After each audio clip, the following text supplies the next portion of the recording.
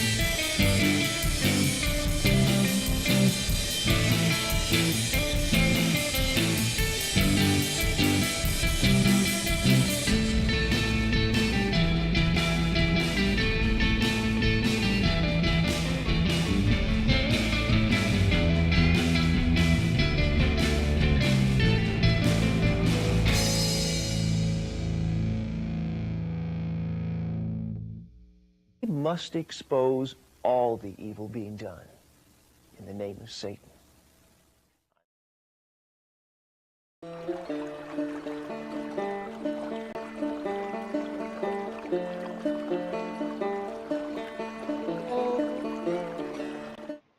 All right, hello, hello, and welcome back to Charlatan's Web. It's a show I've been doing weekly on Friday nights right now. Doesn't mean it's gonna stay on Friday nights or stay in this time slot, but this is what is it, seven Eastern, then it's then it's 6 Central right now, and five p.m. here on a Friday, which is not optimal for the Mountain Time, but it's great for 7 is great for East Coast time. So we'll see how things work out. I am doing a show where we point a spotlight at a different charlatan every week that tried to dupe the public into believing all kinds of nonsense. And every night, or except for the first episode, I've had a guest every time, and today I'm graciously joined by Doc Dino. Why don't you introduce yourself? Sure thing. Howdy there, folks. I am Dr. Dino, or Doc for short. And actually, I really wanted to join because my screen name is a parody of Kent Hovind's moniker, who is our charlatan du jour. I talk about dinosaurs, a little bit of creationism here and there, and I'm trying to get back on YouTube. Kind of took a little hiatus for a bit to work on bettering myself, but I'm back out in Wyoming. I'm looking for dinosaurs, and I'll be making videos about them soon. Yeah, you actually, I don't know how much I can say about what you found so far, but you actually go out and dig for dinosaurs, right? You're one of the people that goes out in the field and actually walks through the Badlands looking for fragments of dinosaurs sticking up out of the earth. Is that right? Yeah, I look for them. No digging yet, but knock on wood, hopefully we'll get the paperwork pushed through this year. We'll see Well, how it goes. I wish you all the luck on that. Yeah, that's why I was thrilled to have you agree to be on here too, because your name is from Dr. Dino, which is what Kit Hovind calls himself, who is our charlatan tonight. And you've actually interacted with Kent multiple times, if I recall correctly. Yes, I've had a couple debates with him. which I'd say the second one's better, but Yeah. it's a debate with Kent. You're What were the basically trying to topics? play chess with a Just, pigeon. I mean, usually he'll just argue young Earth, but what were the topics that you all were settled on? I remember one of them was about human evolution, Okay. and I think the other one might have been the age of the Earth, but I could be wrong. It's actually been a while. I haven't really done any debates in probably a year or two. It's been a Yeah. long time. I gave up on debating about 2.5 years ago. The last person I debated, like a real debate, ironically, was Ken Hovind's ex-wife, Cindy Lincoln. Me and her had a debate. No, I might have debated Mark Reed since then one time, but Yeah, you did have a debate with him.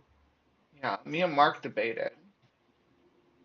It Was was that the fun. one about Gaia, or Yeah. something like that?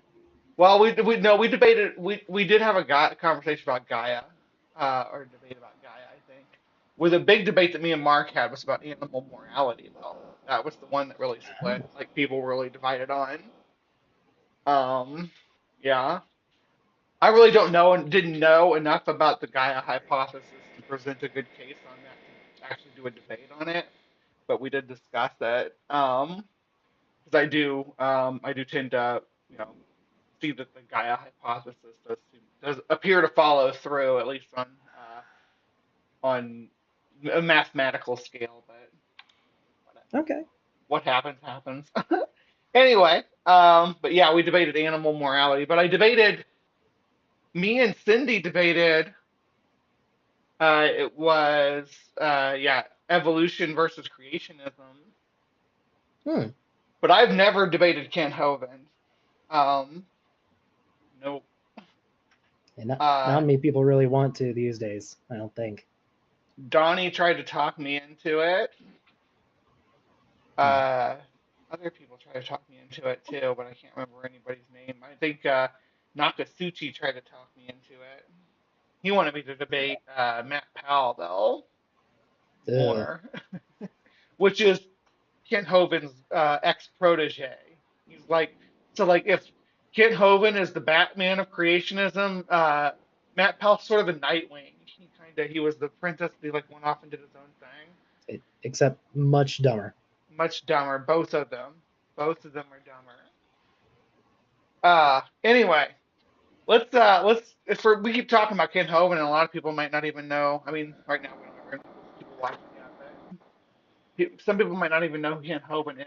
So I've been starting these episodes with just showing a quick rundown of who we're looking at, Hmm. and just their Wikipedia article. These aren't always perfectly accurate, but you know, you can get a good outline of who somebody is. But I don't read it straight through anyway. Just looking through it for key information, like okay, Ken Hovind was educated at Midwestern Baptist College. Hmm. Um, he's known for advocating young Earth creationism and anti-vax views, and some of his exes are very anti-vax too. Um, and I've had to uh, muddle through that. He has been convicted of domestic violence against his estranged ex-wife. That would be Cindy, Hmm. and he did get convicted on that.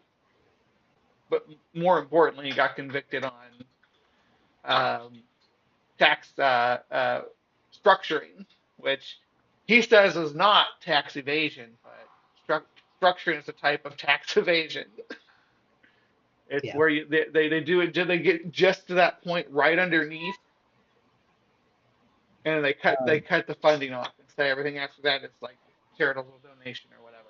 And they um, cash in checks like that, where we're just like $60 less than the amount that they'd have to file at a higher tax bracket for. um, It was structuring. I don't know if I could if I need to explain. And I just had bug bots sting myself too. To look at that. Ouch. But yeah, um, structuring. I think what they did was with his ministry. Obviously, they made a lot of money in the 80s and 90s. Kent was a very popular figure in New Earth creationism. He got a lot of donations. Did And seminars all over the country. yes, and in order to pay his employees, he had his wife remove money from their bank account in amounts of like 9,800, 9,900, stuff like that. Stuff that's just under the $10,000 threshold. Yeah, That's right the under the threshold at which threshold. the bank had to report the withdrawals to the government. And that is considered structuring when you're purposefully limiting amounts you withdraw or carry to a place just under the legal limit. And this wasn't a one off thing, this wasn't an accident. They did this for years, and I believe they were convicted of over 50 counts in total. A lot. A lot of tax fraud, basically, was what they were doing. And the government Right. got him for it. And he went to prison, eventually got out, and started, well, attempting to regain his former glory, which fortunately he has not done. Yeah, he's left at least one estranged son, maybe more. I don't know how his relationship was with anybody except Eric specifically, because Eric is also in the spotlight and kind of carried the legacy after. Um, that's Henry, by the way. I don't know if you can hear. Can you hear Henry yodeling behind me? A little bit. Yeah, It's not too bad, though. he's really upset that I'm in here streaming instead of playing with him. Um, did my mic change source? Is my sound sounding weird? Let me Um, see. you were sounding kind of strange a few minutes ago, but I Am think you I? sound better now. Do I sound better now? I think you do. Um, yeah, he's in there with his daddy now. Yeah, it says it's got the mic set. But I see you have his university pulled up there now. Yeah, we're looking at Patriot University, which is where Kent got his degree at, his doctorate, if you will, where he Yes. can claim he's Doc Dino now. Yep, and if you look at this, folks, and you think, hey, that doesn't really look like a university, you'd be right. Yeah. This is a trailer in Colorado, I think, that gives mail order degrees. Yeah.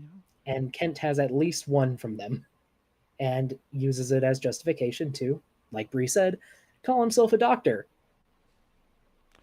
Yeah. Let's see. In 1998, Hovind created his Dr. Dino website and began producing articles. Now, let's hop over there real quick and look at that.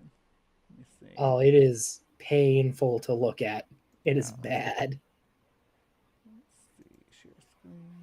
Here we go. Yeah, it's so this is drdino.com. Oh, it looks better than it used to. It is Kent Hovind official. Open for free.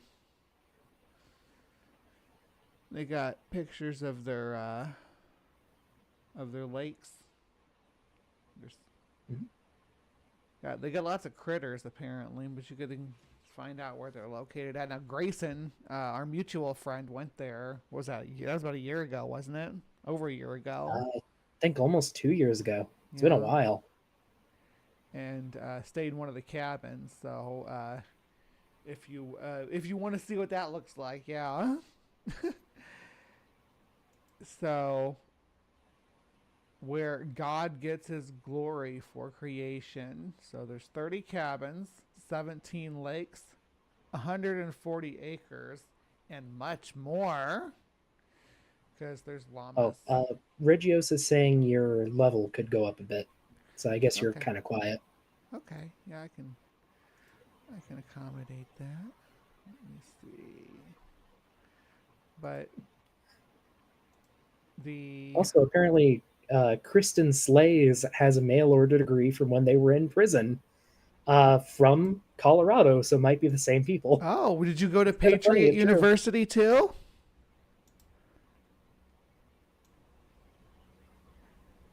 Maybe I should go to Patriot University. I want to get a cryptozoology degree from one of those places. That's so funny. Like, those parapsychology or paranormal studies and stuff like that. I would love to do that.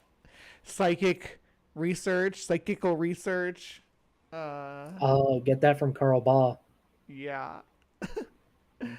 Now, it does You appear done, that Carl, they yet? have some animals here that require some pretty rigorous and experienced care. I know emus specifically can be a handful to care for, but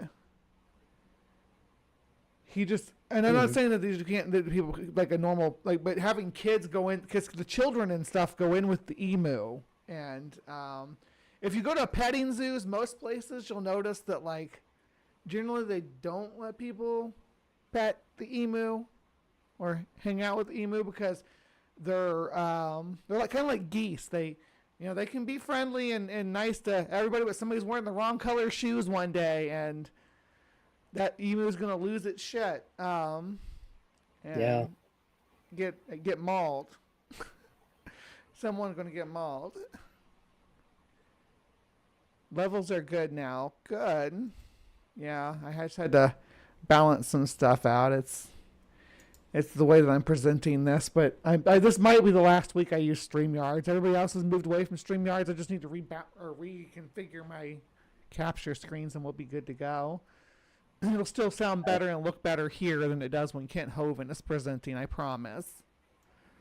I shouldn't say I promise, but we're going to listen to some Kent Hovind that sounds pretty awful. Yeah. Chris is bringing up sovereign citizens. Kent is very much a sovereign citizen too, which is kind of funny to me. Yeah. Yeah, Kent is a sovereign citizen. This is the animal that I'm most concerned about here, though. I'm not sure what species of tortoise this is. It looks like a Russian tortoise from this angle, but giant tortoises they're pretty homogeneous in their appearance, with just like subtle differences sometimes in the shell patterns and stuff. So I could be completely wrong. This could be like a Galapagos or Alderbach tortoise. I don't know, but all tortoises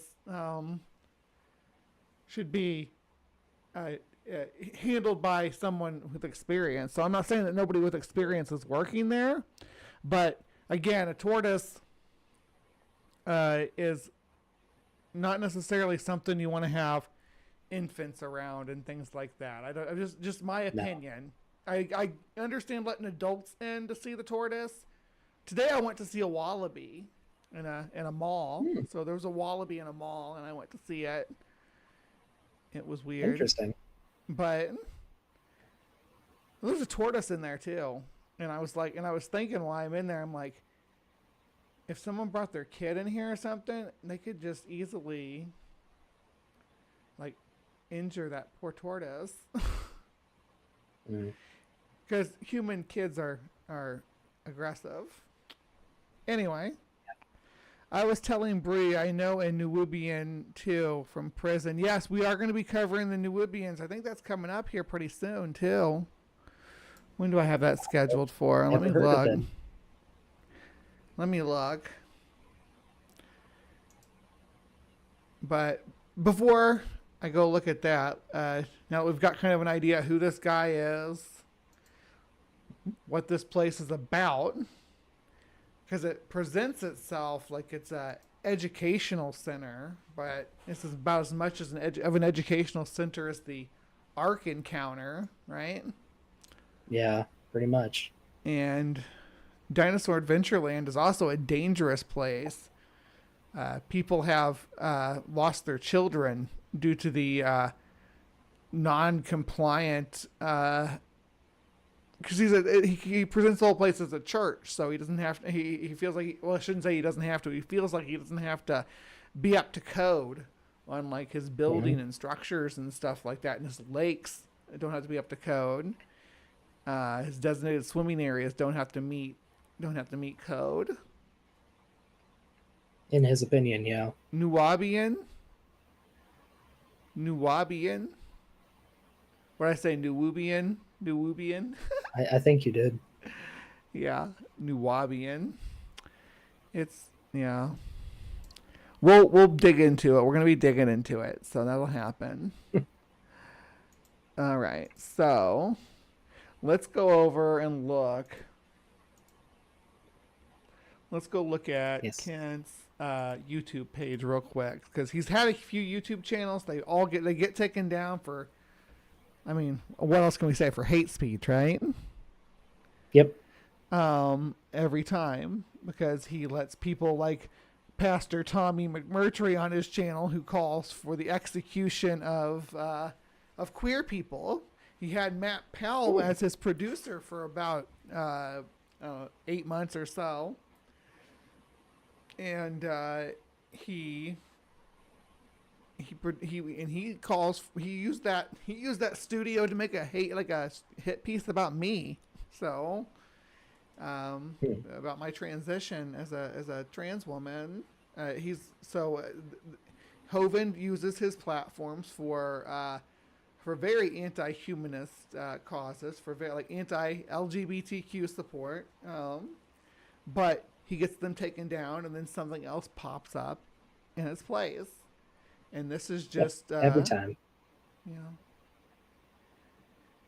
And this is just the most recent. Dr. Kent Hovind, Dr. Kent Science Gent, has 3K subscribers. So, I mean, it's still bigger than my channel, but it says, please like and subscribe to our channel or come visit us in person and see our Dinosaur Adventureland, a Christian camp presented by Genesis Baptist Church and Creation Science Evangelism in Lenox, Alabama.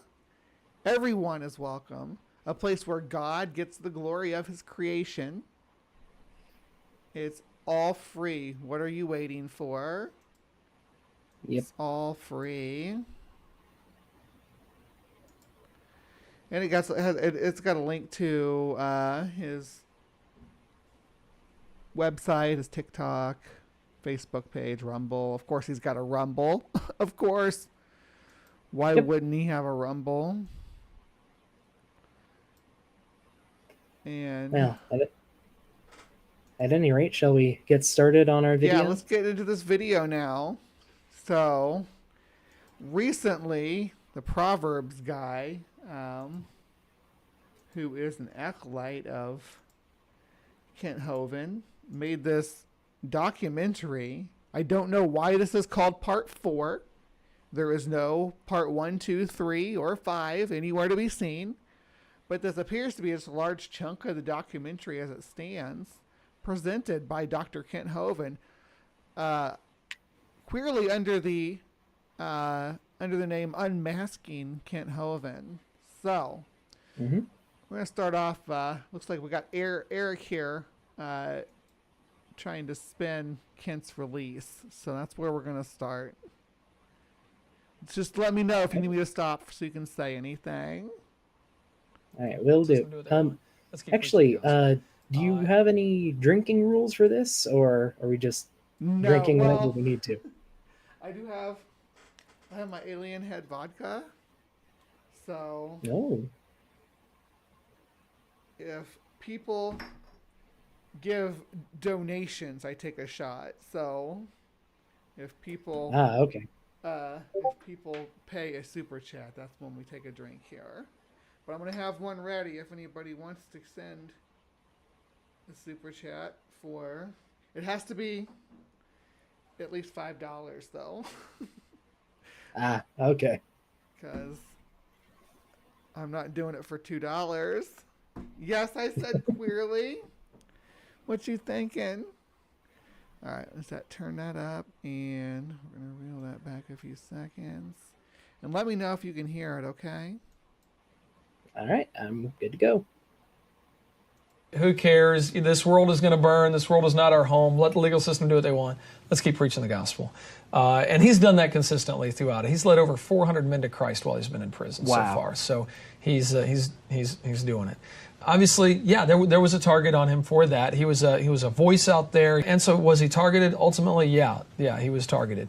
I mean, just like they're going to target anybody for something like that. So ultimately, was he targeted? Yeah, I have no problem with that. Was it because he was serving God? All right, and I also want to establish that if you want, we can do some sound effects with the drinks too. So let me know, audience. We got some different sound effects. Let me see. I think this one. Oh, you won't be able to hear it from over there, though. Dang, the audience would hear it. I won't bother with it then, but we'll work something out, some kind of drinking rules for this show, because that's part of the reason why I moved it to Friday nights, so I could make it a drinking game show. Makes sense. Yeah, because doing it any other day during the week, if I'm working, it's, cutting into that time. Like, I shouldn't be saying this, but Stephen, I'm telling you, this is what went down. Interesting collage. Yeah, I think this background here is actually yanked from somebody else, isn't it? Wasn't this part of somebody else's documentary thumbnail? This part right here? Maybe. I remember a couple of years ago someone made a documentary called like Exposing Kent Hovind or something like that, which this actually might be a response to that now that I think about it. Yes, the weakness of Kent Hovind. That was McKinnon Mitchell. I think this is part of his cut on that. But it's half mugshot, half smiling old man. Mm-hmm. Welcome. All deceptive. Home, Dr. Dino. Yeah. And if you're paying attention in the live chat, if you donate $5, I'm doing an alien vodka shot. What are you drinking? I am drinking, I don't know what to call it, but it's a dark blue. Something blue. I had a cocktail at Olive Garden earlier because we celebrated somebody getting a job offer. It was really fun. But I got the blue, whatever it is. It was damn good. Okay. How recent is that Eric clip? I think that's from like 2000. No later than that. That's conviction, probably. Yeah. I know. We were like ride or die. It was not even like a question. Oh. And the thing is 3/4 of it was made up. What was made up? 3/4 of what Mark and Cindy had everybody rallied up over was made up. I interviewed Mark before I knew who the fuck. I've talked to Cindy, and I don't think that it's particularly made up, but I believe most of what I've heard from her, at least regarding Kent. Yeah. And I guess for clarification, Cindy, who they're referring to here, is Cindy Lincoln, one of Kent's ex-wives. Mm-hmm. According to about all of his past wives, he doesn't seem to be a very good husband. Yeah, he only has 4 of them. I mean, he's on number 5 right now, right? Or is he on 6? I can't remember. Did they get married? I don't know. To be honest, I haven't kept up with the Kent drama in about a year, so some things may be a little out of date. I thought he was some psycho white supremacist. You were right the first time. Not the supremacist part. And then he admitted that white supremacist. It's in his past, but not Kent. There, just to be clear, they're talking about Mark Stoney, and whether or not Mark Stoney has a white supremacist background, I don't care. I don't really interact with the guy, and he's not running a cult in Alabama, so. Yeah, exactly.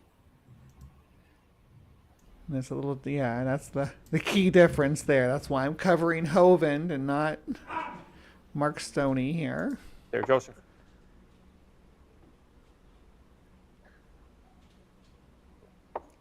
Turned down for what? Is he going to complain about kids and their music? He didn't know what it meant. That's so funny. Turned down for what?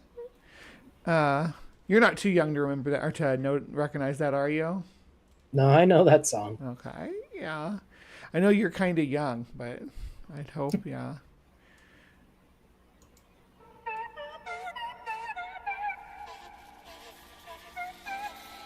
Hello, Purple. Yeah. All right, we're gonna tour. We're gonna tour some Dinosaur Adventureland locations and compare the Pensacola, Florida one to the Lenox, Alabama one. Looks like the Pensacola, Florida one used to have a big Rexy popping up out of the front. That's kind of hard to beat in the cool factor. Only thing I think that might be cooler than that would be like a giant spider up there. You think we should just take just a moment to talk about how much cooler spiders are than dinosaurs? Or no.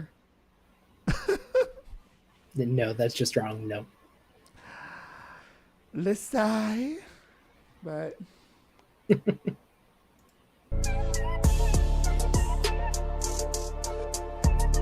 the gates. I'm going for that Jurassic Park feel. I'm concerned about this music though, because I got earbuds in and it sounds like it might be it's probably it's probably not copyrighted because they wouldn't put it up on their channel if they couldn't grift off of it. Yeah, that's what I was about to say.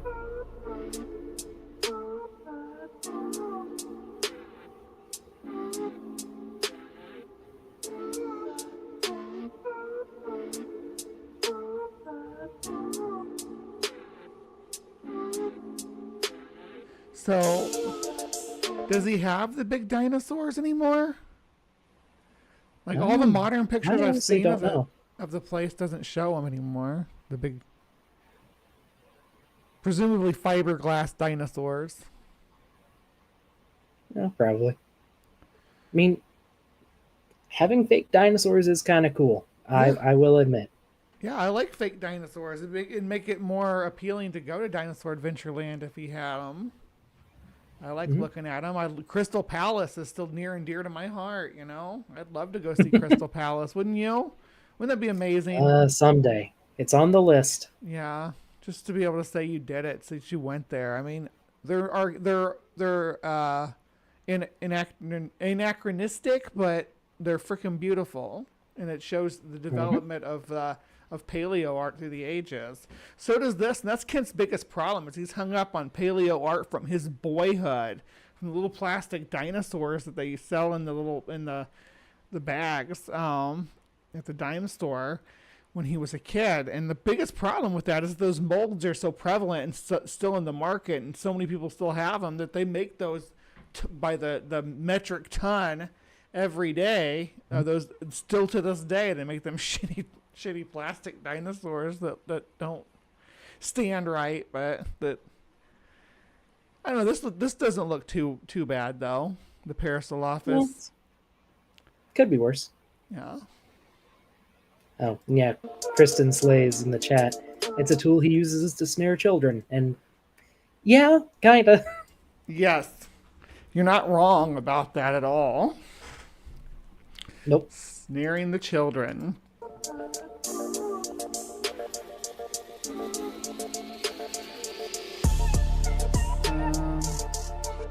Let's get to the... Oh, that is a Stegosaurus. Oh my goodness.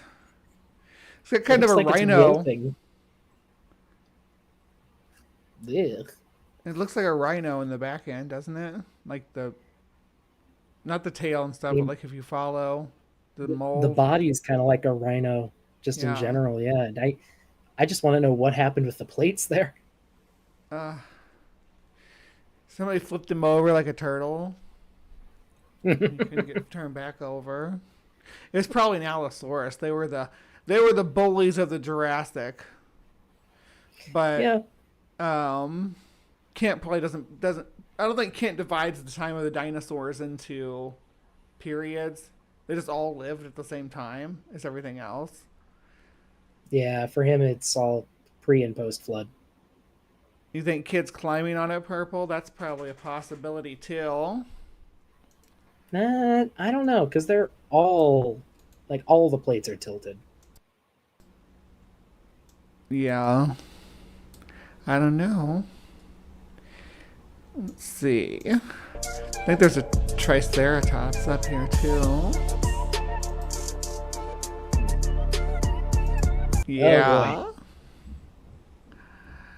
And it's got the same rhino body. Yeah, it's just weird.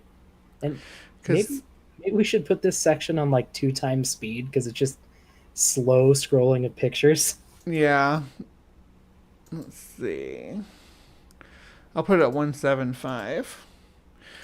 And the main thing I'm concerned about with this is that music getting any more pitchier. Yeah, it's already. It sounds like a whimpering dog. Like a compilation of whimpering dogs. This is weird. Purple. This is your people that we're looking at here. Is this an inaccurate representation? A lot of people like the paleo artists will depict ceratopsids with like a rhinoceros or elephant like body, but their rib cage should really be more out, shouldn't it? Like not like that, but like that. It depends on which dinosaur you're talking about.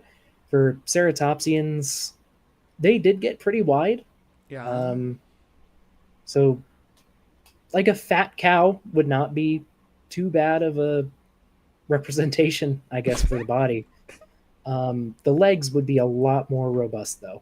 Yeah. And a little detail that every piece of media gets wrong about dinosaur front limbs. The only ones that actually point like this towards the body are sauropods and really derived duckbills. All other dinosaurs, their hands are turned outwards. And with ceratopsians specifically, they're only standing on the middle 3 fingers. The other 2 are up off the ground. They look really funky. Oh, that's neat. Fun facts, dinosaur facts for you guys in the side chat. Gobble them up. Yeah, if anyone wants to send any super chats with dinosaur questions, feel free to ask. Yeah. Again, and we will, if chat's over $5, we'll get a shot. We will take an alien shot. One of the things we've covered on Charlatan's Web was the alien cult. Alien cult. The CE5 Close Encounter cult by Dr. Stephen Greer. There's all kinds of kooky conspiracies.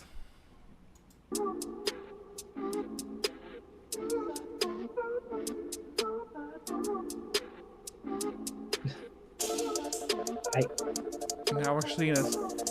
What a good family man Dr. Hovind is. I guess. That's the like story. This section just feels like padding, to be honest. Yeah. Oh, and Now, of what course would we you get do the AI if you're images. Yeah. Go ahead. I'm going to slow it down just a little bit so we can hear what they're saying. Oh, I'm just saying, for some reason, creationists seem to love really crappy AI pictures in their stuff. Yeah, this is Photoshop here, but yeah, there's gonna be some shitty AI. Don't worry. Government literally locked you away like an animal for crimes you didn't commit for 8.5 years of your prime.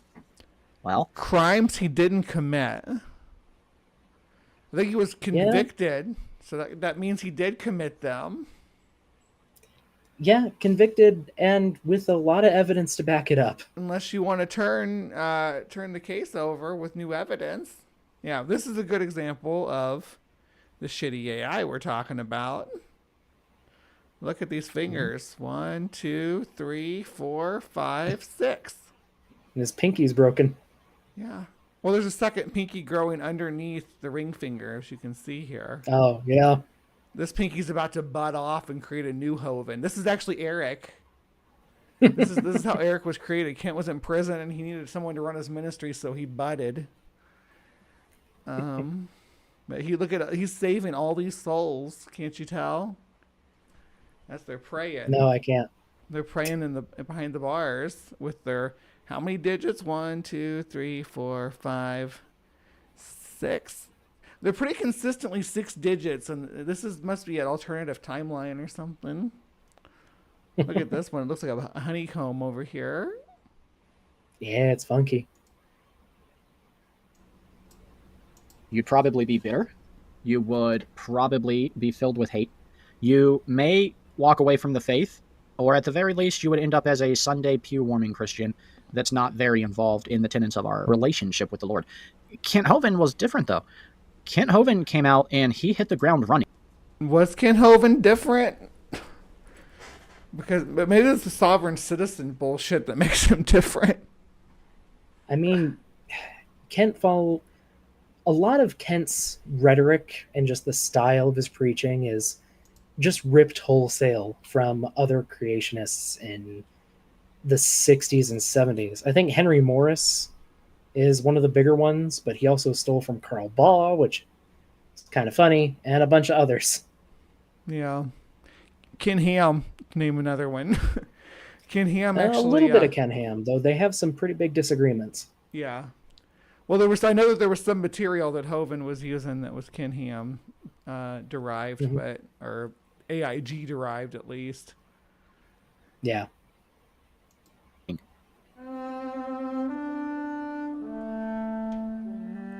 He was never more ready for ministry than he was when he was released after 8.5 years in prison. Well, this is it, son. This is it. 9 years in the making. You got a lot of people out there that have been praying for you. Thousands and thousands of testimonies coming in. People that have seen your tapes, and you're ready to get back out there. I know. We are headed home now. What year was Kent released from prison? I want to say 2014 or something like that. Could be wrong. In June 2008, Eric announced that CSE website sentenced to 10 years in prison in 2007. So that sounds about right then. Okay. I think he got something like 10 years. Yeah, in April 2016, Hovind discussed plans. I was reading over that information on his. Okay, so yeah, 2016 is when he got out. Okay. Okay. I'm up to speed on that now. Where we go? Okay. For Mississippi, this Saturday, July 11th, will be the 9th anniversary of when the indictment was issued against me. It's been a long, interesting. And you guys are all invited to the party this Saturday at 29 Cummings Road. So, my VOP, they give you this for free to go home. I think they spent a good $3 on that. And these Chinese tennis shoes, they're good $1.50. So I'm all set. Well, we got some different clothes for you in the car. Oh, you do? We got some new clothes for you. Oh, man. Oh, man. Well, thank you guys for all your prayers. So, I mean, this was right after he got out. Like, he's not even wearing his own clothes here. Yeah. What you want to say to them? Well, it has been an amazing journey. God has been really good. I can see why so much of the Bible is written from prison. It just gives you a totally new perspective on 1,000 things, And it's coming to the world. It's happening now in many countries, and it's Christians in America are so not ready for what's about to hit. That I'm glad in 1,000 ways that God let this happen. It hurt in 1,000 ways too. And the world of now, this is not to say that there were not hiccups, as there often are. There were definitely hiccups. For instance, what was that? Sorry, I was. Oh, Kent said Christians in America aren't ready for what's about to happen, and I just said Christians in America did not notice. No, because fortunately, while Kent is a royal ass and a terrible person, fortunately he has little to no impact on at least most other Christians. He still has some cult following, but it's very small compared to what it used to be. There were a lot of homeschool kids in the 80s and 90s who grew up on Kent Hovind and still cling to that. That's who's left, right? I mean, that's who Matt Powell is. That's who Proverbs guy who's making this video is. That's who Raw Mad is. That's who Donnie Deals is. That's who all these people that are picking up the torch from Ken Hovind are. They're the kids that grew up with Doc Dino being part of their curriculum at homes in their homeschooling curriculum. He was their Mr. Wizard, their Bill Nye. That's why they're so defensive of him. Yep. Wife number one, Jo, was so terrified of the IRS and the government trying to come after them again that she would end up filing for divorce.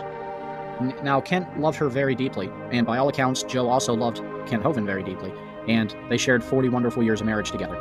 But Jo did not want to walk around with the swinging axe above her head for the rest of her life, and without going into too much gruesome detail, poor Jo had a very hard time of her. So they try to make this out like that she was worried about. I mean, she did go to jail. Jo went to jail for structuring alongside Kent because she was co-owner of the ministry or whatever. But the way he treated her about the whole situation was pretty despicable, all things considered. Yeah. But like we mentioned earlier, Kent is not a good husband, apparently, and was very not comforting to his wife while she was awaiting what could have been jail for decades. Yeah, that was the big thing, right? Hey, Dr. Kip Davis. We're talking about one of your favorite charlatans, a young Earth creationist. Day in prison. Florida, Pensacola, being the place where Kent and Jo were living at the time, is a no-fault state. It's Ben here. I said, Ben, I was explaining my rules for Charlatan's Web. I take an alien shot for a $5 super chat. If anybody wants to play, we're actually both drinking for super chat. You're playing too, right, Doc? Yeah. Yeah, I am. I will if people send super chats. And he also will answer dinosaur questions. Yes. And yeah. So yeah, help us get drunk and learn about dinosaurs. Because that's about the only way you can tolerate Kent. Mm-hmm. Or at least the only way I can. Yeah, inebriation and dinosaurs fix problems. Thank you, PC, for plugging links. Appreciate you, girl. So, unfortunately, Kent Hovind was not able to stop the divorce from going through. It was granted. And after 8.5 years being locked away... Oh, yeah, and they're complaining about no-fault divorces, which, of course, they are. Yeah, that's what I was about to say. Thank you for picking up on that as well, because no-fault divorce is the enemy of the evangelical, you know? A woman is a man's property, and she shouldn't be able to divorce him unless he's a psycho killer or something, you know? Yep. Apparently. Of course. It's funny, these people look like this guy's in a rainbow shirt and stuff. Like, if you told me this was like a pride competition or something, I'd believe you. There's not that much difference between y'all. Come on. Except for we wouldn't have somebody wearing a Hulkamania t-shirt. No way. Yeah. That dude was, yeah. Not your loved ones and being kept away from the embrace of a woman. Kent Hovind would desperately be lonely, and believing that it is not good for a man to be alone, Kent Hovind decided to move on. Maya, hello, gorgeous. Good to see you. I want to get you on one of these episodes too. I know you were on the pilot when we did the telepathy tape thing, but I'd like to get you on a regular one too. And Kip, I still want you to get you on. You got to pick the charlatan though, because I want to know somebody that you can really respond to in your field. Like I have Doc Dino here to respond to Doc Dino over there, and that's how we do it. Last week I had Helen on from a Skeptic Fireside, and she used to be the director at a it's called TSU, the Spiritual University, And she was their bookkeeper and everything for this university. So she came on and we talked about Sylvia Brown. Do you know who that is? I do not. She was a psychic grifter from the 90s. She was on a show all the time, and like a daytime television shows all the time. And she wrote a bunch of books in the New Age community. Say I give you a fossil, how could you tell if it belonged to a dinosaur? That's a $5 super chat, so we got to drink before you answer that. Well, gee, I don't know. I'd have to do some research on that. Yeah, sorry. Little inside joke there. The serious answer is it depends. Most of the time, the answer depends on what rock formations you're working with, because fossils will always come out of specific rock formations, and those rock formations can be dated to a specific time and environment. If it is older than 240 million years, younger than 66, it's probably not a dinosaur. If it's underwater, like an ocean deposit, probably not a dinosaur, and so on and so forth. So if you're in the right geological context, in the right time and environment, you can tell if it's a dinosaur or not by comparing its bones and the bone structure to other animals in the environment and other examples. A lot of dinosaurs have very holy bones that look very spongy, kind of like a beehive, because they're trying to maximize size and minimize weight with their bones. Mammals, on the other hand, their bones are a lot more dense. Crocodilian bones are extremely dense. Pterosaurs and birds have bones like paper, and so on and so forth. It's a lot of tiny details that can clue you into if you have a dinosaur or something else. So does that make it difficult to you have, the easier it is to tell. What was that? Does that make it difficult to calculate the size of like a sauropod, for instance? Because we know that they had the air pockets throughout them that would have just been not no weight, but like almost no weight at all. Are we lowering all our estimates at this point? So not exactly. The thing about bone is it can be formed in a lot of ways, but if you know the amount of bone you have, you know the weight of that bone. Like, the density can change, but bone... Sorry, how do I put this? The density of an individual bone might vary between animals, but the bone material itself weighs about the same. So if this bone has 50 grams of bone material, this bone also has 50 grams of bone material.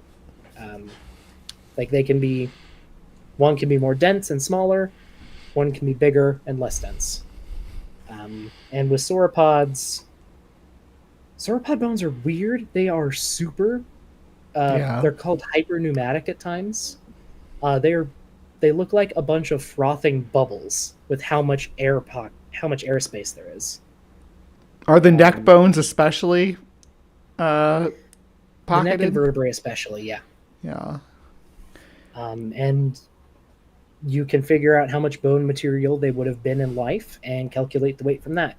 So let me run something by you. This is generally the I think this is kind of the scientific consensus that if sauropods had combustible gas in those air pockets, then they could breathe those out. And if they had, like, say, flint in their teeth, they could breathe fire like a dragon. That's dinosaur anatomy, right? Like basic dinosaur anatomy. You like the book we all had as a kid that showed, how dinosaurs breathe fire. I know what you're referencing, and no, that would not work for many reasons. You're so silly. I love that you kept a straight face through all that. Thank you. Like, you were like really going to give me the benefit of the doubt that was the case I was presenting, and I really appreciate it. You saw it all the way through. The spark was electric, like an electric eel, says purple rhymes with orange. Purple is a dinosaur. So now you are going to tell me one thing, and an actual dinosaur is going to tell me another. I mean, I am a dinosaur too. I'm just wearing my human suit. Yeah, that's true. And used to prey on Purple's ancestors, is the way I understand it. Ceratopsin evolution. Purple is a Torosaurus. We don't have any ceratopsian material from the formations Deinonychus is known from. At least none that I can think of. So, no, I did not. Oh, well, that's nice of you. I appreciate that you know, you would have owned it if you were. Because you all did eat a lot of freaking famous dinosaurs, as I understand it, from your formation. Not super famous ones, but a few. Yeah. One of the most common prey items seems to be a rather large herbivore dinosaur called Tenontosaurus. In life, it would have weighed about as much as 2 rhinos. And apparently it was, what is it? Out of 50 or 60 occurrences of Tenontosaurus, at least a third of them had Deinonychus bite marks on them. Wow. Just from a survey in Montana, I think.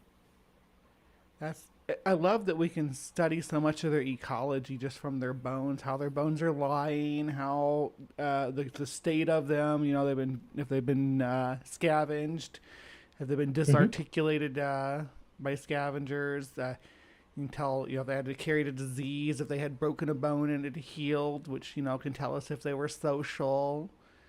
Don't worry about going on tangents here, because we keep levity here. This is for fun. Hey, don't worry, Bree. I'm aware. Yeah. All of our shows have tangents. Yeah. Well, let's get back, because we're only 7 minutes in and we're a full hour into the show already. We only got an hour left. And not only did he move on from Pensacola, Florida, and he relocated in the beautiful Lenox, Alabama, things are going quite well. He is reshooting and updating a lot of his old intellectual property after starting over from scratch with nothing but the clothes on his back and an RV to live in. He contacts a old friend. So this is wife number 2. She was a hawking anti-vax nonsense on like Christian television was her vibe. Of course. And Kent is still very anti-modern medicine, isn't he? Yeah, he got kind of, YouTube took him down took down some of his videos early on when he first started trying to use it, because he was selling apricot seeds, which have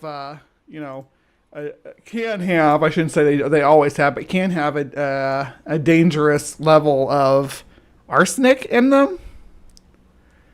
It was either arsenic or cyanide. Cyanide. It's cyanide. You're right. It's cyanide. Yeah. I don't know. I don't want to misspeak. Coco is an advocate against vaccinating children, and she had done a lot of work on the matter. She's actually known as one of the foremost experts on vaccinations for that side of the opinion. And okay. The image of the woman sitting on the toilet with the cell phone comes to mind when I think about anti-vaccine researchers, are the foremost. Yeah, pretty much. Jenny McCarthy. I am unfamiliar.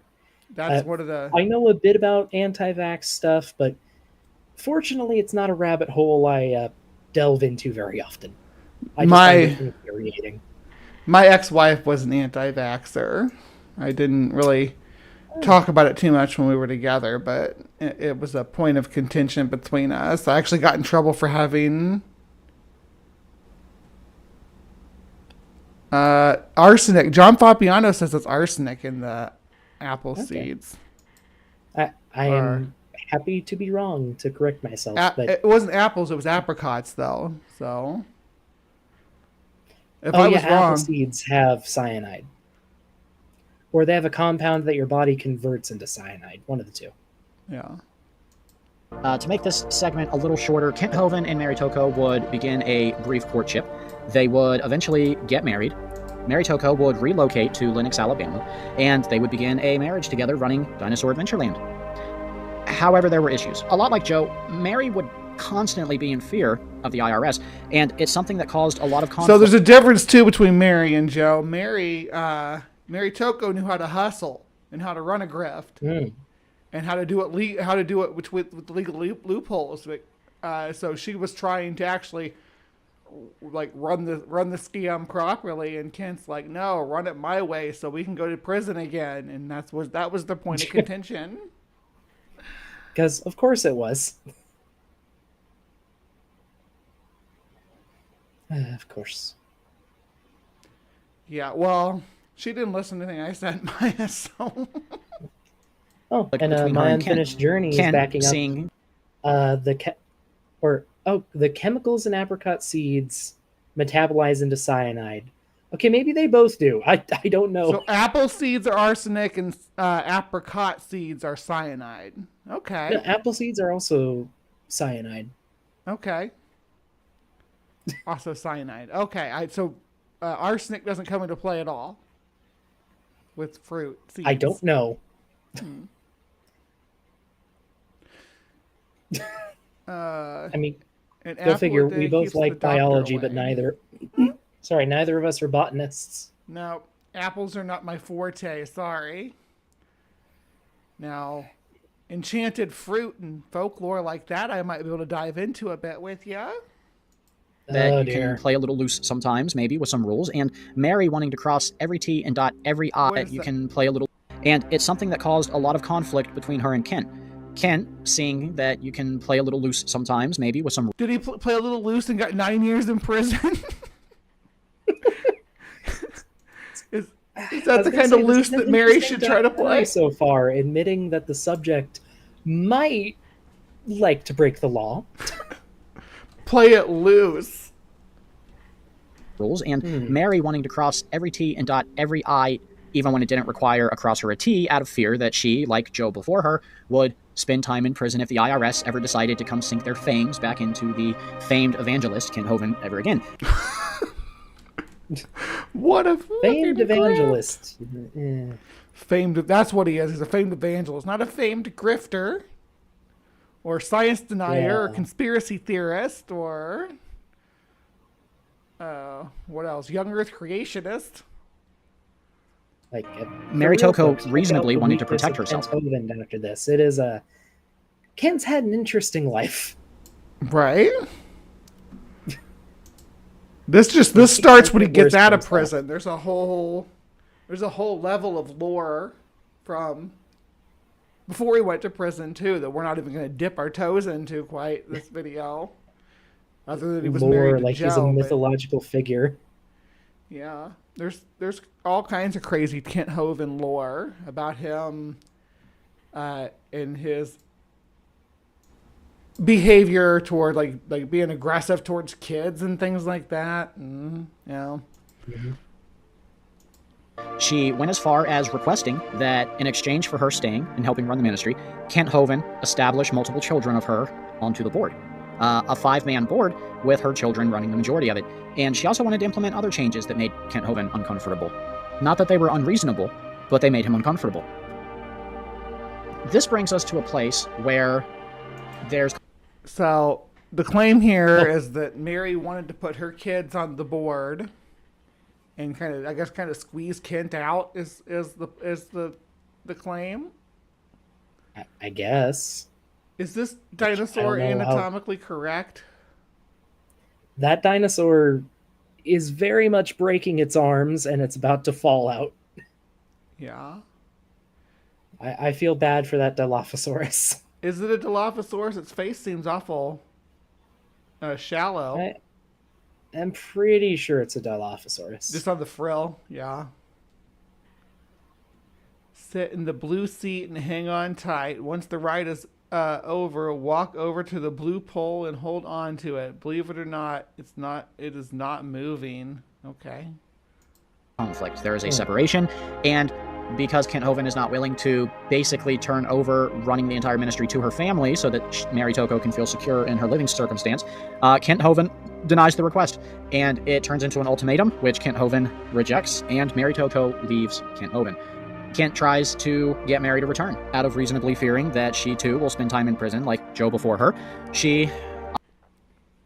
I think that she just realized that he was a con man that was just bad at conning, and she was trying to teach him how to con, and he's like, nah, I'm not going to do it your way. I know how to con better. And she's like, then why'd you spend 9 years in prison? He's like, bitch, get out of here. Yeah. Kent does not like being told he is wrong about anything. And Lord help him if a woman knows how to do his grift better than he does, which I think was Mary's biggest problem. She'd been grifting doing, the Jesus health regimen. You know, you don't need to worry about vaccination. You're covered in the blood of Jesus. Oh, that racket. Mm-hmm. Ugh. Covered in the blood of Christ, the blood of the Lamb. Opts out of the marriage very desperately, and Mary Toko, again, out of reasonably... Oh, and the saints go marching in. Oh, he cut himself off there. We have 5 lakes on the property. We're going to build a... Hello, my name's Kent Hovind. I'm at Dinosaur Adventureland in Lenox, Alabama. We have 5 lakes on the property. We're going to build a Christian campground here. We've had 9 baptisms so far in this lake right here. If you want to come join us, come on down. If you want to help us build what we're building, go to drdino.com. Now, a while passes, and Kent Hovind is now in a position where he is very lonely. He's running Dinosaur Adventureland. He is stressed out. Poor lonely Kent Hovind. Remember, guys, if you $5 super chat and we take a shot, and we need shots to get through this, so keep that in mind. And we will baptize ourselves in alcohol, watching Kent baptize strangers. And he is sad for companionship, and he feels like he was robbed by Satan. He feels like he was robbed of a family by the government, and he's lonely, and he's afraid that after all these years... Oh, the consequences of my own actions. I dislike them. Why are these women having opinions different than mine? Don't they know that they're my property? Why won't the government just let me do whatever I want? Really, anytime Kent wants to complain about his life, he made every single wrong turn. He has nobody to blame but himself, and yet he will do his best to blame everyone else in his life.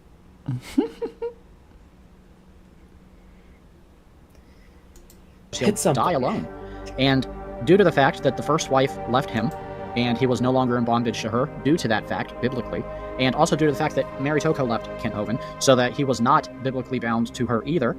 Oh, there we go. We got another one. No question, though. Yeah, thank you, Regios, to help get through the vid, he says.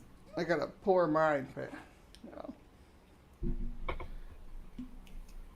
It's the StreamYard thing I'm using there, my Unfinished Journey. No, I don't know if I want to use a headset mic. I like using earbuds so I can do my hair and wear earrings. I just have a standing mic that has... Well, it picks up my voice easily, at least. It's good enough.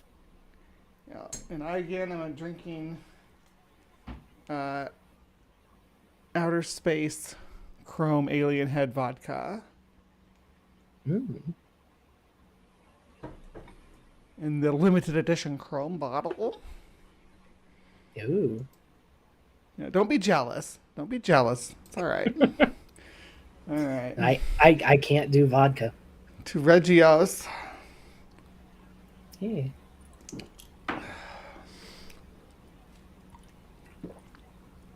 I may have to get another chaser, though. Now, Cindy Lincoln is a huge stumbling block in the entire story. And I'm going to have to explain why. Welcome to our Science Center, where God gets the glory for his creation instead of evolution. Because we are sick of that. Our kids. Okay, so Cindy Lincoln was a friend of Mary Toko. She lived at Dinosaur Adventureland, and she was a volunteer at the ministry. When Kent finally decided he was ready to start dating again, and he wanted to find a Mrs. Hovind for growing old together with... Paradise in the beginning. It was the Garden of Eden. It was beautiful. Everybody would want to be there. Cindy Lincoln volunteered her services as a wife to marry Kent. That's a weird way to describe their courtship. Yeah, very weird. Kent needed someone to grow old with, so Cindy volunteered her services. You're like,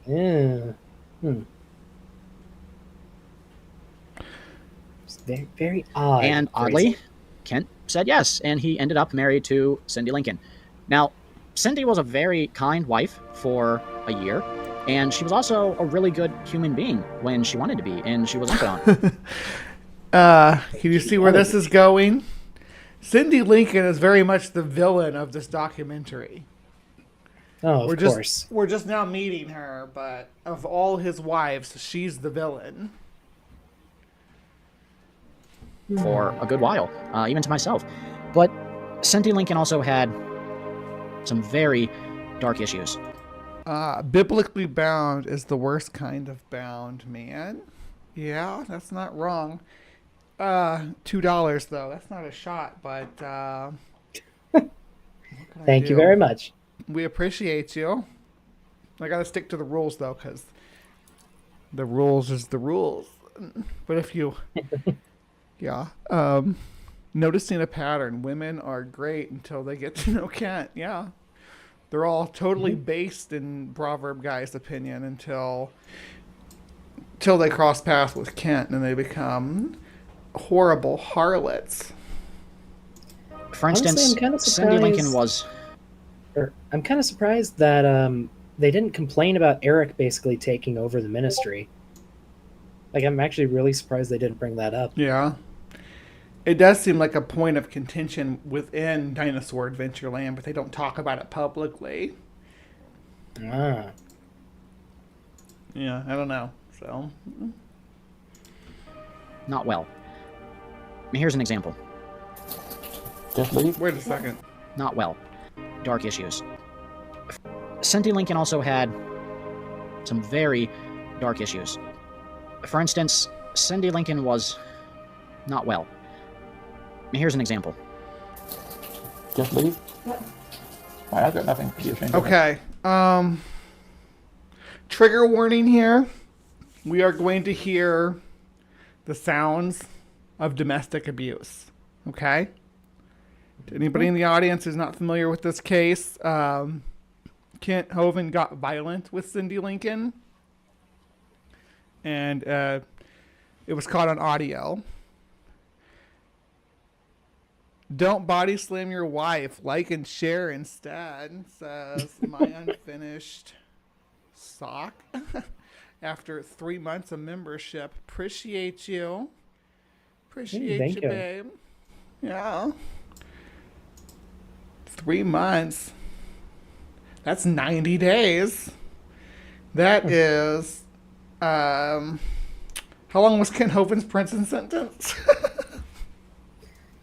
8, 9 years? Something 9 like that. years, yeah. Anything I would say. Is there back to the recording issue? Then I have to record for my protection, Cindy. Leave! This is my house. Leave! No, this is my house. Leave! I don't want to leave. Leave! So right now what we're hearing is a woman in what's been considered her home telling a man, her husband, who's been harassing her, to leave her alone. She's saying, get away from me. And his response is here, when you can obviously hear she's distressed, are pretty despicable. I'd like to get some resolution. No, you don't. Yes, I really do. Start out by recording? Yes, I'm recording right now. I have to for my You protection. do not have to. That is an insult from the get-go. You can record our conversation. I don't want to! You won't leave and I will. Well, you continually called me a liar this Shut morning. up! There's not a single text that says anything about it. Oh, you were yelling out of the bathroom while I was walking out. Liar, liar, liar, liar, liar. Weren't you in the shower this morning? It was. Unfortunately, due to some of these episodes, which were always sporadic, and you were all... Again, this was not Cindy having an episode.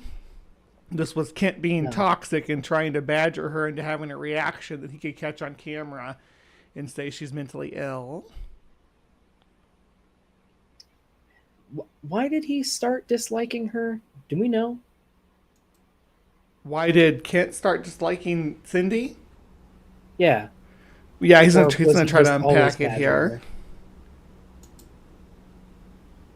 always unable to gauge or control or even offset, Cindy Lincoln frankly became unmanageable, and Kent Hovind had to, by request of his legal advisement, had to start recording Cindy. With the same power that raised Jesus from the dead. Just ask for your guidance, Lord. Is there secret messages coded into your correspondence there, Jester? Are you sending us the Hovind code? You want to crack the Hovind code with me? I could not even guess.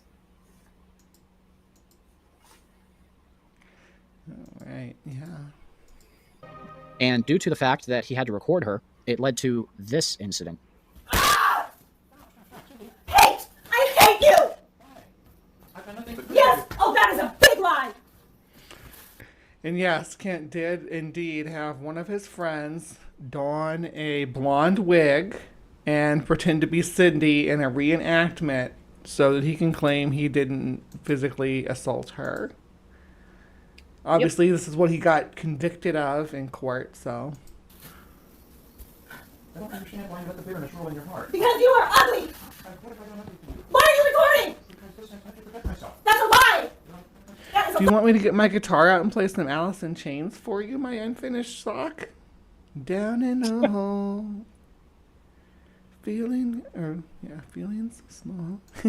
lie! Get out! Get out! Get out! This is my house! Damn phone! What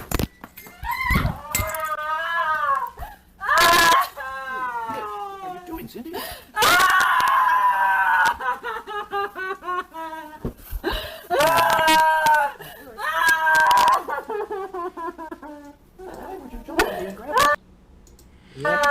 So I'm sorry if this is hard to listen to. It's hard for me to listen to as well, as someone who's been in abusive relationships and in households with abusive relationships going on. It's hard to listen to this type of domestic dispute. So we get the gist of this. I'm going to bounce forward a little bit now so we don't have to listen to any more of it, if that's okay. Yeah. All right, so here we go. Really interesting perspective on all of this because I actually know both people involved in the situation. And after leaving Dinosaur Adventureland on bad terms in 2020 with my family, I ended up becoming friends with Cindy Lincoln, and I would take her side on all of the matter. And her and I would plot to try to destroy Kent Hovind. We would go out of our way to find recordings. Now, this around this same time is when I started to engage with Cindy, and when I started to have a relationship with Cindy, and we became online friends we met through Amy Newman, through that debate that I think I mentioned earlier in the show. Me and Cindy had a debate about evolution, and at this time she was trying to gather witnesses and people to help her testify against her ex-husband in court as their divorce was moving forward and the domestic abuse charges were coming forward. So she was out looking for support. She wasn't looking for people to help her destroy Kent Hovind. She was looking for character witnesses who had dealings with Kent that basically reflect who he truly is when the camera turns off. Yep.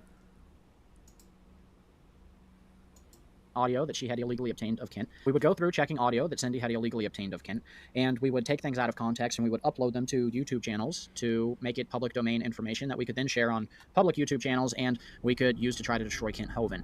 That was part one. We could then share on public YouTube. Yeah. Cindy Lincoln recorded YouTube channels, and we could use to try to destroy. Got a timeline here. Let's look at this real quick. All right. Cindy Lincoln interviews Bolin on October 13th, 2021. Kent Hovind interviews Bolin July 19th, 2022.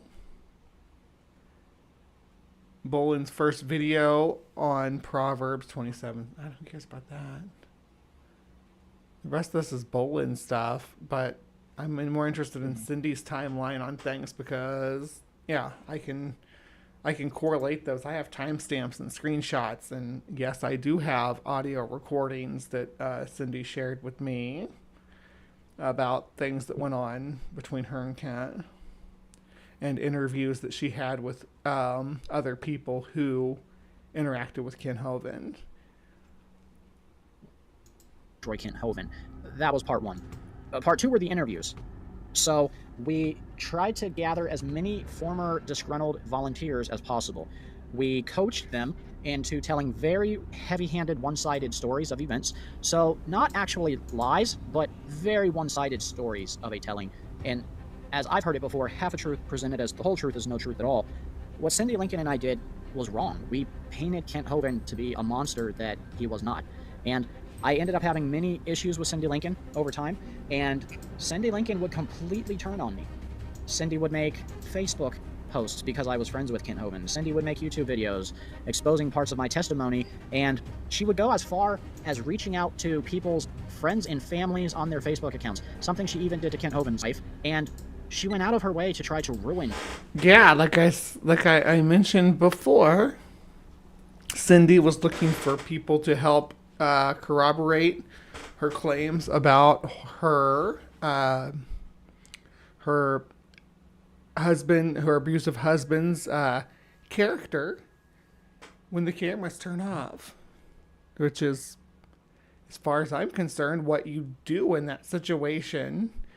Now, their attempts to paint her like here, bipolar. You know, I'm someone who, I have mental illnesses that I deal with, right? Do I think that should give my partners the rights to body slam me? No, not in any circumstances. Or to put hands on me at all. And Kent didn't have the right to put hands on Cindy. Regardless of what mental illnesses she may or may not be struggling with. And that goes for anyone in any relationship. You shouldn't be in a relationship with someone who will hurt you. Yeah. You should feel safe with your partner. Not scared of them. Everyone. Taking vengeance for herself. Stealing vengeance from God. That's how mentally ill. Stealing vengeance from God by trying to get a conviction in court. Mm-hmm. Anybody who takes someone to court is stealing vengeance from God by that principle. Apparently. Cindy Lincoln had become. And that was just the start of it. Finally, after listening to 80 hours of audio from Cindy Lincoln illegally, secretly recording Kent Hovind, I realized that after 80 hours of listening... Why was a legal secret recording? I mean, that depends on the state, too, I believe. What state you're living in, whether it's going to count as a legal recording or not. Some states, you don't have to get someone's consent to record audio. You can have audio recording going nonstop in your home and not have to tell a soul. And it's not your fault if it gets recorded.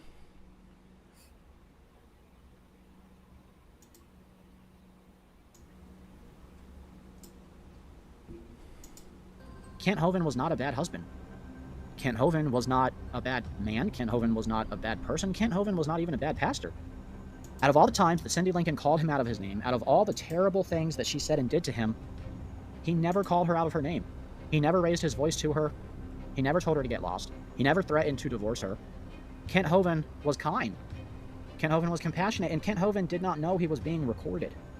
That's something we can't forget.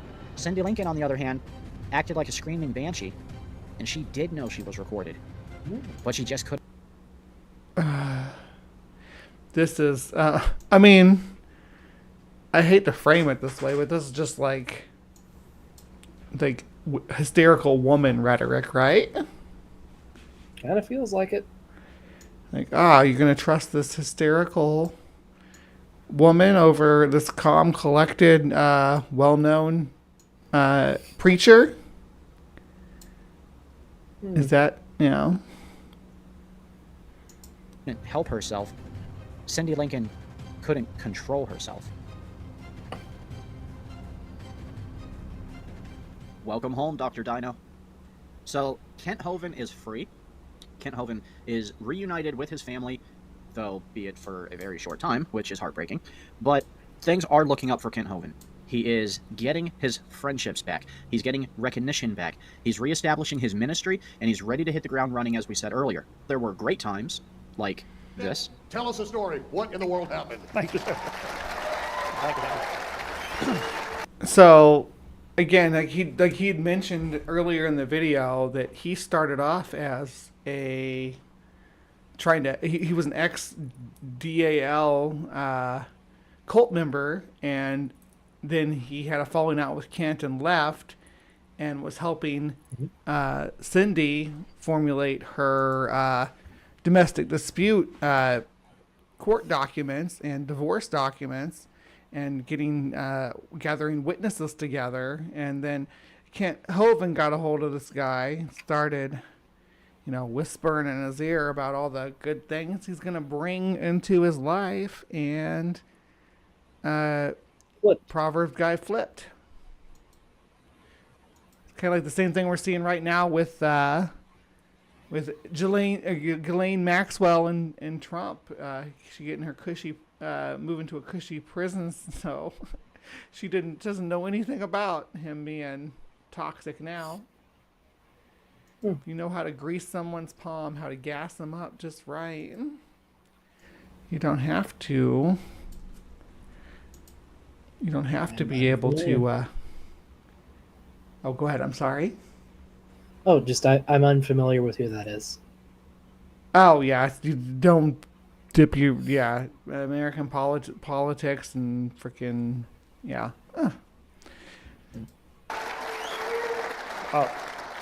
Thank you so much for having me, brother. In this? Hello, this is Rudy.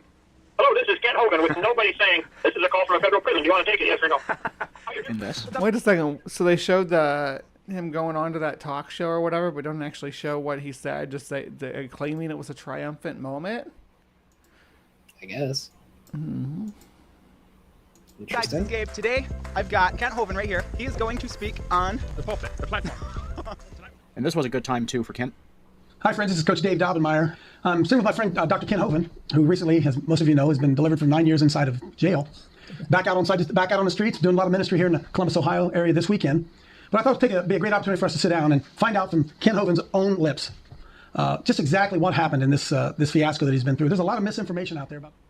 There were also the bad times. There were situations with Eric where we won't go too deep, but there's dispute. Yeah, they basically him and Eric got in a fight over the ministry, right? Mm-hmm. I mean, bottom line. With ownership of properties that were lost and reacquired during the entire arrest ordeal. And then there were the incidences with the wives. Welcome to our Science Center, where God gets the glory for his creation. We are in Lenox, Alabama. We're not done with wives yet.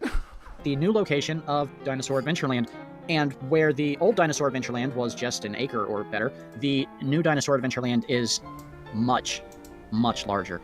Where the old Dinosaur Adventureland was a beautiful small park in the middle of Pensacola, Florida, the new Dinosaur Adventureland was 147 acres, 17 lakes and ponds, fishing, swimming, ATVs, and a real tour that would blow your mind. God had increased Kent Hovind.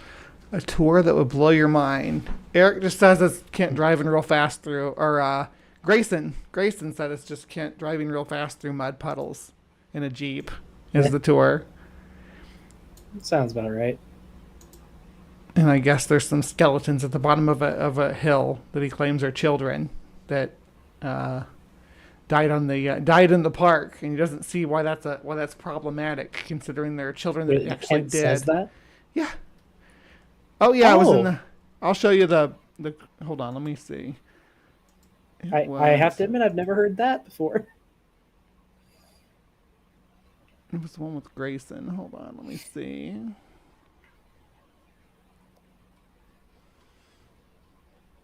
I'll play this while I'm looking. In such a Job-fashioned way that it was mind-blowing. It was so awesome to see the dream of Dinosaur Adventureland go from a little neighborhood in Pensacola, Florida, to half the town of Lenox in Alabama. You couldn't make this up if you tried.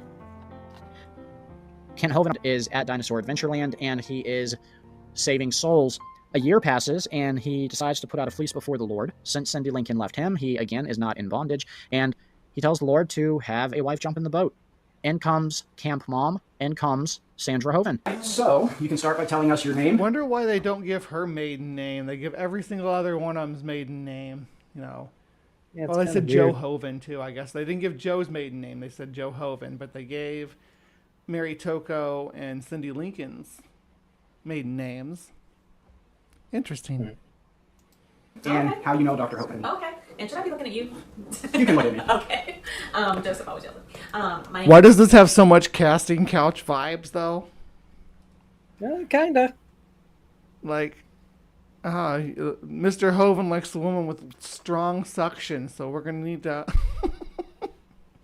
I'm Sandra Hovind, and I met Kent. He had visited a church, and we got all his VHSs back then, and he's like, copy him and pass them out. So that's what I did. My family fell in love with him. My sisters, my mom. They passed it all out, and that's basically how I met him. Kent finally has the wife situated. He has the ministry blooming and blossoming, and it's turning into something powerful. He's getting back on channels. He's being interviewed. Kent Hovind is becoming a household name again. Is he, though? No, not really. I don't talk to a Christian who's like, oh, you know, Kent Hovind says. There are ministers that they'll cite, but Hovind's just not on the list. Unless again it's Donnie or Matt Powell or something. I think Matt Powell's kind of given up on Kent Hovind at this point too. He used to be every other video was Dr. Hovind says this and Dr. Hovind says that. I mean, he moved there for a while. Mm-hmm. Yep. Became a nice little lap dog. He sure did. For this series, we're going to have to tangle with many of these subjects on a larger scale later. We're also going to be debating the pre-tribulation rapture versus the post-tribulation rapture. But we have a question that have come in that I think only Kent is qualified to answer. Where did God come from? Wow. Well, I was asked that. All right. I'm going to give you a chance, Doc, to give a better answer than Kent to this question. Where did God come from? Specifically the Christian God? Don't obfuscate. Middle East. The pre-existing religion in the Middle East, I'm pretty sure. I don't remember exactly where. I'll accept it, yeah. I'll accept it. Assyrian, ancient Assyrian tradition, I believe. Let me know if I got it wrong. Question in a debate. I've done 141 debates with atheists. Got it wrong. I was at Embry-Riddle University, south of Daytona Beach, Florida. Daytona Beach. And a kind of cocky atheist said, I got a question. Where did God come from? Then the crazies came. The Mark Stoneys. And others. The crazies came. Kent Hovind is not the crazies. The crazies are people from the outside. Honey, the call's Always coming. Someone from the outside. The call's coming from inside the house. The drama started. The missing boy that was never missing. The lies that are still being propagated to this day that are so the ridiculous. Missing boy that Kent allowed to sleep with a pedophile. That missing boy? He provided cabins for pedophiles to shack up, or for a pedophile to shack up with a child. Pretty straightforward Kent stuff. doesn't like talking about that. Mm-hmm. They're not even worth addressing. Things about missing. Of course they're not worth addressing. Why would you address that? It pokes terrible holes in your argument about this guy being a decent person. Bodies and things that you would think you would only see on a Netflix documentary. Missing bodies and bones and femurs and storage sheds full of bodies and bones. The most bizarre, made-up stories you'd ever think. What? I have to admit, I haven't heard those before. Up and propagated by nut jobs like Mark Stoney. Nick and Mark should make God videos. Both good. So is Cindy. We're good, Cindy. All right, all right. Brett is 6 foot. It was getting out of hand. It was honestly becoming a headache, and thankfully that time is coming to a pass. Kent Hovind is leveling up, and Dinosaur Adventureland is getting huge. Is it, though? Is it? Though? That sounds a little desperate. Souls are being saved here, and people are getting baptized in such a rate. you'd never believe it. You're absolutely right. I don't believe it. How'd you know? Also, not sure I'd want to be baptized in that lake. Yeah, it looks a little pea green.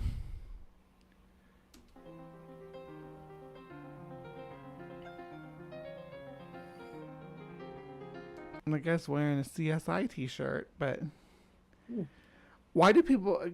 I'm not trying to be like a anti-theist or anything, but why do people think that being dunked in dirty river water will save their soul? I don't know. I kind of can like make sense of it in my head. They're like, oh, pure, clean water will save you, but like that's funky. Like that? That looks like matcha. That kind of does.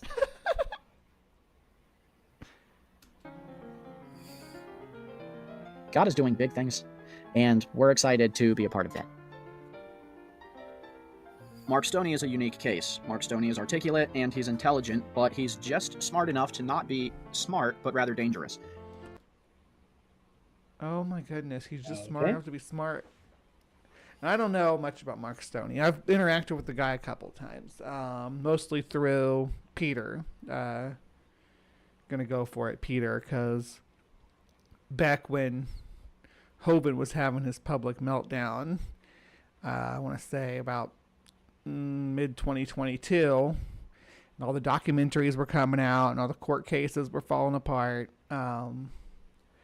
that Mark Stoney became the catalyst for what he was, who he would blame for the turn of events.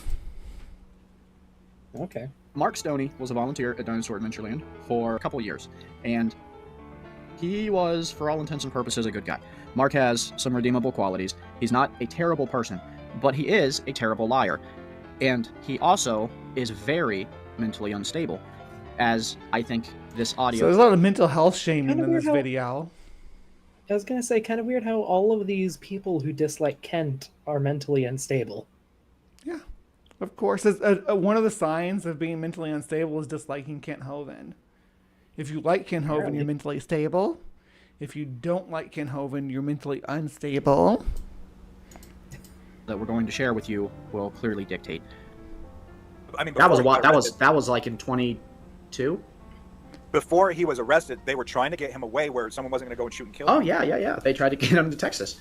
Steven. They're coming up with conspiracy theories that people were out to kill Kent Hovind. Listen to this.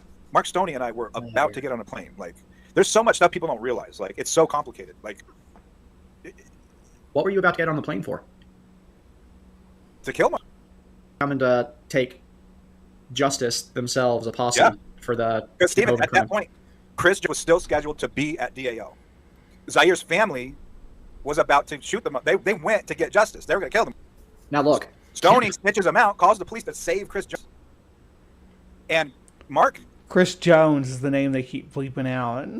By the way, he's Kent Hovind's pedophile buddy from prison, the one that took the little boy to Dinosaur Adventureland to be to bunk down with him naked and sleep naked with him. Is like, I don't want Zaire to get in trouble. I'm gonna go do it. We're gonna go kill this mother. And I was like, dude, let's go do this. Like, let's take him out, because it's not just. This is that same old rhetoric that let's cure for pedophilia, bullets, and all that. These were angry, anti-pedophile people that that were mad about Kent Hovind facilitating that sort of behavior. I don't know. There's a lot more to this that you guys don't know. Like, it's not just everything that was on a YouTube video. Like, I shouldn't be saying this, but Steven, I'm telling you, this is what went down. Like, I know. We were like ride or die. It was not even like a question. Oh. And the thing is 3/4 of it was made up. What was made up? 3/4 of what Mark and Cindy had everybody rallied up over was made up. I interviewed Mark before I knew who he was. I thought he was some psycho white supremacist. You were right the first time. Not the supremacist part. And then he admitted that white supremacist shit in his past, but like, I don't know. The tone of this conversation is all off because I'm in a really weird mood. I'm going through like some shit in my life.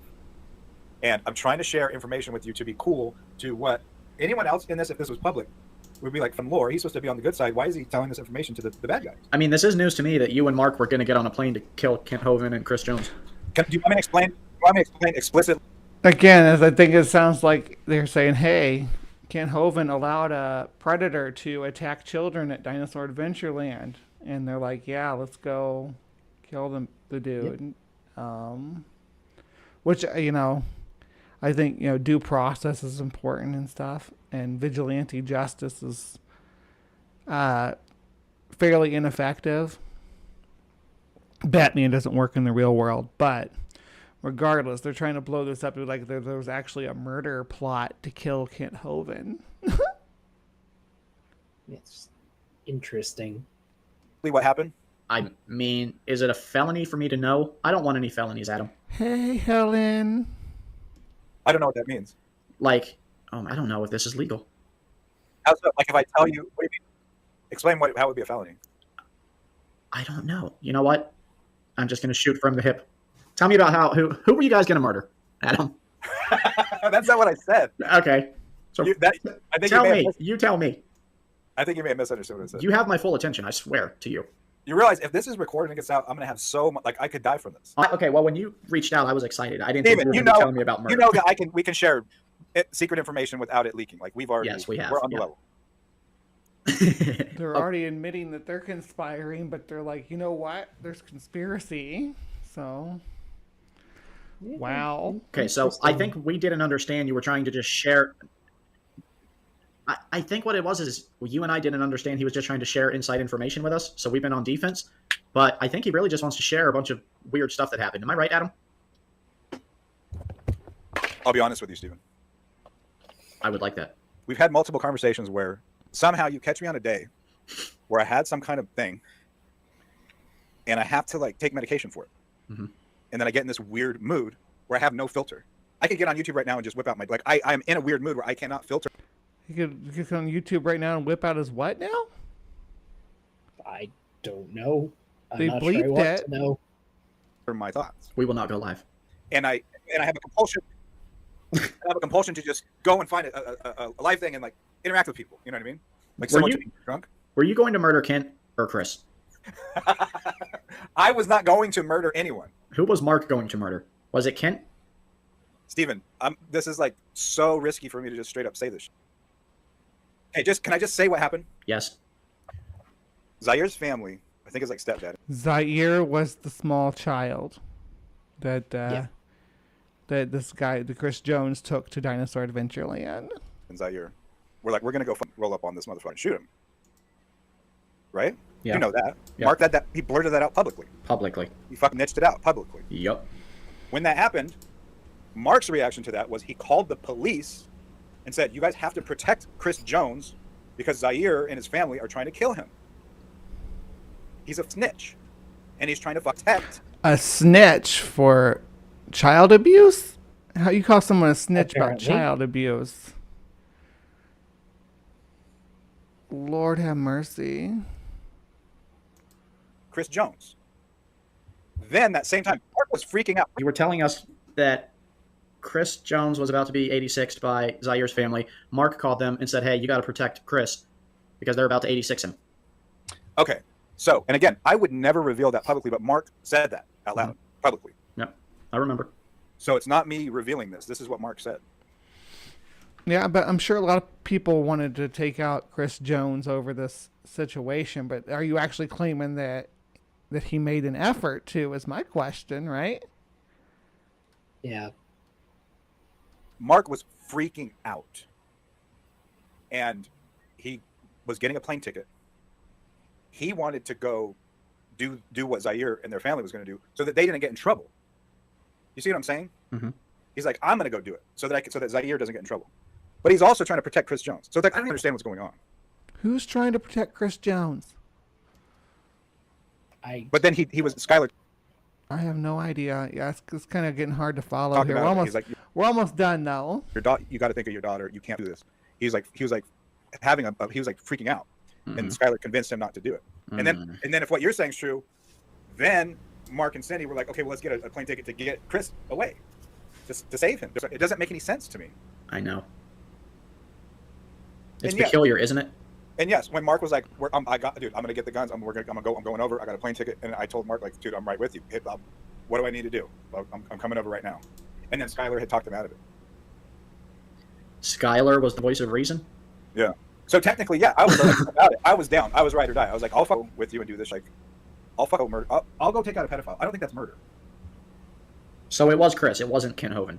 Well, I don't know. My suspicion is that Mark Stoney wants to kill. Well, I think Kent got some massages from these little girls too. He's I don't know. There's been some claims about Doc Dino too. Not you, not the one below that me. One. Let's be specific. Yeah, this one over here. This one over here, down below me, not a predator. This one over here is definitely some type of predator. To be clear, Chris Jones and Kent, but it doesn't make sense if he's protecting Chris, so maybe he doesn't want to kill Chris. It is odd. Just Kent. Steven. Huh? Mark hates Kent Hovind. I don't care what he says publicly. He's not going to say publicly what really happened.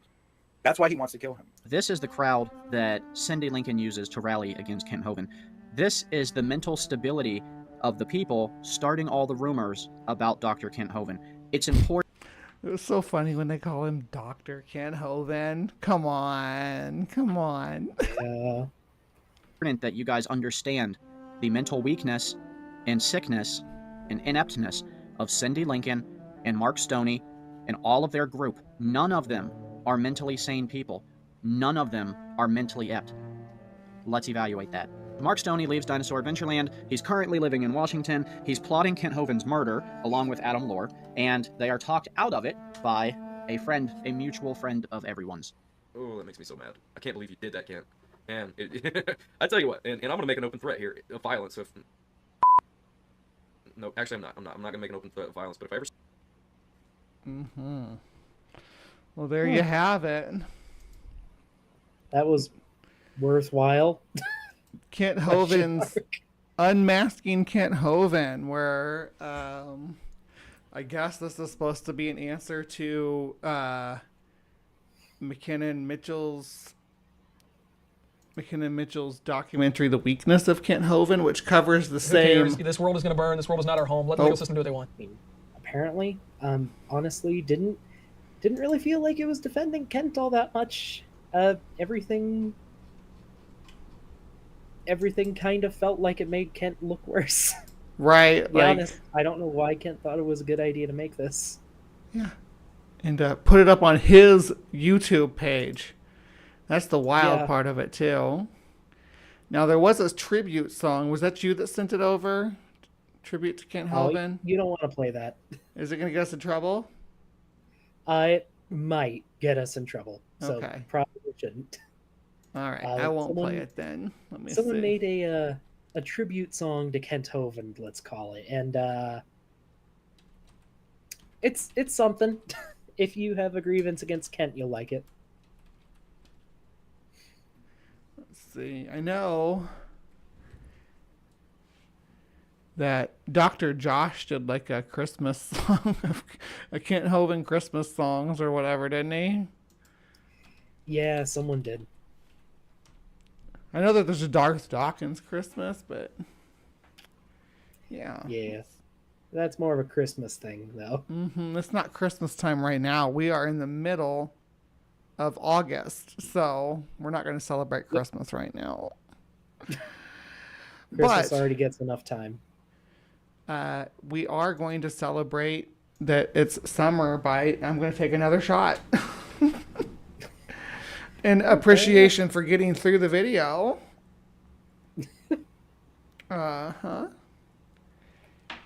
And then we'll probably wrap it up. While I'm pouring this shot, though, what do you got going on this in the upcoming weeks? Not a ton right now. I have some videos that I do want to make. Some stuff I want to do, but I don't really have many details to share, unfortunately. Sorry, I know it's not a lot. Yeah. That was very short. He's got secrets. Boy's got secrets. That's what I want you to take away from this stream. Like, Doc Dino is mysterious. He's doing mysterious stuff behind the scenes with bones or fossils of bones. I'm mostly trying to focus on doing some stuff at the museum I volunteer at right now, and working on getting some dinosaur things taken care of. So I'm pretty busy these days, unfortunately. Well, I appreciate the work you're doing anyway. So here's to you for showing up and hanging out with me tonight while we muddled through more Kent Hovind content, which I know a lot of the communities stick up, but I figure I got to get him out of the way at some point. Might as well do it with one of my buddies. So thanks again for showing up. Yeah, I had fun. I had fun too. And everyone who listened to us, hope you enjoyed this. Yes, thank you so much for coming and hanging out. Yeah, I'm gonna go ahead and wrap things up here. I will be, I guess I should say, I will be back tomorrow because I will be back tomorrow with Live from the Hive. What do I got on the agenda? Give me just a second here. So for Breeze Bestiary in the morning, we're talking about man-eating bears, and I believe that on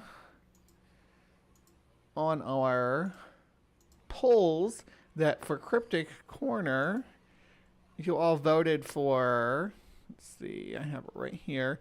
You all voted for the Pistaco, which is an Argentinian vampire thing.